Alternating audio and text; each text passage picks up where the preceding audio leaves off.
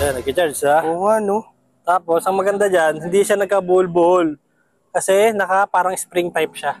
Ayos yan. May charger ka ba dyan? Lobat na kasi ako eh. Charger? Anong cellphone? Type-C? Ito, meron ako ditong may power tong motor para sa charger. May cord ka.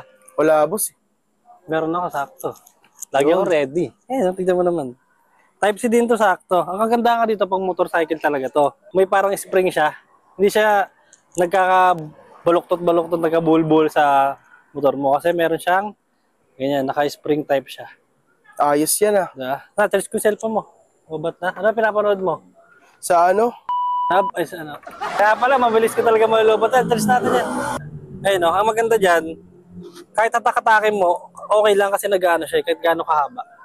Ngayon, Nag-expand siya. nag-expand siya.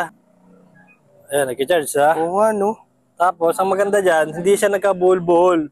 Kasi, parang spring type siya. Ayos yan. Saan nyo naman po nabili ang boss? Siyempre, yellow basket lang yan. Nilagay ko na yan dyan. Sobrang mura lang nito, wala pang 100 pesos. Type-C, iOS, Android, available sila. Click the yellow basket. Ayos.